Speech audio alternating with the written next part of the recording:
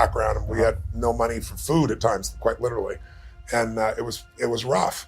So I want to make sure money wasn't an issue for my future family. So I figured out how to make money. You don't do that by some new strategy. It's a psychological shift as well as a strategy shift. It's not about money. It's like growth. It's really your capacity to take your creativity and stop trading time for money. Time to become the chess player, not the chess piece. Yeah. Let me teach you so you understand what's going on. It's not that complex. They use all these big words, but when you know what's going on, you don't get screwed. And more importantly, you take advantage of the system instead of letting the system take advantage of you. Here's the truth. 96% of mutual funds don't match the market. That means 4% succeed. Now, what are your chances of picking the right mutual fund? Because one of the things Ray Dalio taught me, he said, Tony, everybody invests in what they think they know. He said, whatever you invest in your lifetime, that area is going to drop 50 to 70%. There's zero exception. He can show you mathematically and he can show you historically. So he said, you have to diversify even though you don't want to. And you have to divide these monies up. When you think you're in a balanced portfolio, you're not balanced. And the reason is stocks are 3 times more volatile than you'll find in bonds. What does that mean? You're 50-50 with your money, but you're not 50-50 with your risk. You're 95% at risk and 5% on the good side. That's why everybody loses. When you interview people that make at least $750,000 a year, right, just under $1 million, 80% of them say they'll never retire. You interview people that make a very little amount of money, they all talk about wanting to retire. And the people that do retire say they'll retire after 75. Because the real goal is not to have to work. If you don't work, you will stark raving mad because we all need to be productive to feel alive. So people's mistake is, and kids don't know this, adults don't know this, that you won't earn your way there, but you can compound your way there. I don't believe in emotional intelligence. I think it's useful, but I'm more interested in emotional fitness. Because intelligence is a capability. Fitness is a state of readiness. If you are fit, you can take that demand right now and you can deal with it. You can deal with that physical stress, that emotional stress. Same thing's true with psychological fitness, emotional fitness, right? So I'm pretty fit. And part of that is not because I'm so smart. Part of it is that I've taught this for decades. The most powerful muscles to me are not physical. They're as strong as important as they are. It's like faith is a muscle, courage is a muscle, determination is a muscle, playfulness is a muscle. Passion unexpressed weakens. Faith untested gets smaller. So I'm always, I call it deep practice. I'm always pushing myself to the edge, and pushing yourself to the edge makes you stronger. But when things are bad, people think it's going to be bad forever. When things are good, they think it's going to be good forever. And they're always wrong. Life's cyclical. If you got $1 billion and every day you live pissed off and frustrated, the quality of your life is called pissed off and frustrated. But if you have nothing, but you're euphorically grateful for whatever you have, you're the richest person that you're going to know. He said, so it doesn't matter how much money you got if you don't have gratitude. Because I believe you have to condition it. You don't just hope that stuff shows up. So what are you most grateful for recently in your life? So many things. I've buried 3 fathers and 1 mother, and that affects your life. I've had a physician look me in the eye and say you have a tumor in your brain, and so I've had those moments that when you've had extreme stress and you push your way through it, you build psychological muscle. It's like it takes a lot to knock me up. You keep expanding what I would call the threshold of your influence.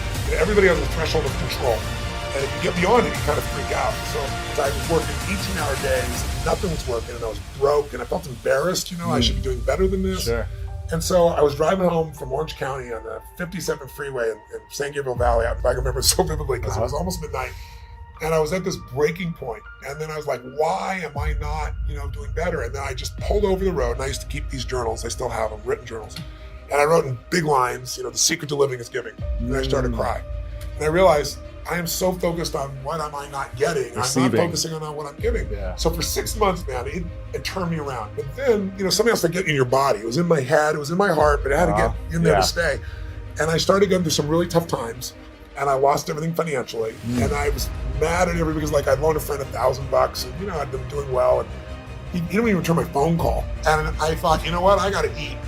So I'm not going to drive my car because I'm not going to spend the gas. I'm not going to pay for parking. I'm going to go to an all-you-can-eat place and load up for the winter, right? So I can get more, like 1 meal a day. So I walked there for the 3 miles, and I go, okay, I'm going to go and load up. And it was all about myself and getting through this. And this woman walked through the door, actually a very attractive lady. That's probably why I caught my attention. And I went to see who her boyfriend is, and there's nobody up there. There's a little guy down here. It was obviously her son. And he's wearing this 3-piece suit. He opens the door for her. He pulls out the chair for her. He stared into his mother's eyes. I mean, it was just pierced into her eyes. I don't know what it was, but something about him was just so moving. He was such a sweet, caring, loving young man to his mother that moved me. So I paid for my meal, walked up to this young man, introduced myself, and I had no plan. And literally, I just reached in my pocket, took all the money I had, changed dollar bills, and threw it right there in front of him. He looked at me like this. He goes, "I can't take that." I said, "Sure you can." And I just walked out the door. But the reason I tell you the story is I had no car. I had no money. And what I felt was I should have been like, "What the hell did you just do? I have no meal. What are we going to eat?" Right. I went home that night. I laid out a plan. And the plan was going to take me, 10 days, 2 weeks. So I thought, well, people fast for a week. I could fast for a week, that type of thing. And I was in this great mindset about it. And I woke up the next morning and I get the old regular snail mail shows up. And it's this guy I've called a zillion times and wouldn't return my call. I open it up, there's a check, $1,000 plus interest and an apology. Wow. So I'm sitting there and I started to cry, honestly. And I was just like, why did this happen, And I don't know if it's true, but I decided that day this happened because I did the right thing. Because I didn't have a plan. It wasn't a strategy. I just felt this little soul beside me. I knew it was right and I did it. And I didn't do it because I thought I could or I couldn't. I didn't even think about it. And that's the day I became a wealthy man because I didn't have any money, but scarcity left my body. You don't ever get beyond scarcity. You start behind it. You make a decision to get beyond it. And I have plenty of ups and downs since that time, various times in my life. But every interaction to me is an important interaction. And sometimes that interaction is just being kind. I know it sounds stupid, but kindness to the right place at the right time. Somebody can be suicidal, they're being kind and it changes their state.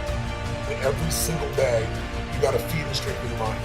Until you do that, you're always going to be in fear. Because fear is automatic. The human brain is designed for survival. It's not designed for success. Your brain is not designed to make you happy. That's your job. And when you start seeing that somebody else can do it, and you see they really did, you start to believe, you start to get certain. Massive action, you constantly change your approach, and then it's find somebody worse off than you are and help them. But when you do that, it gets you out of yourself. I feel like life is short, and while you're here, I want to have the most impact that I can. So I go deep, then I go wide. What's your definition of greatness? To me, being great is being outstanding.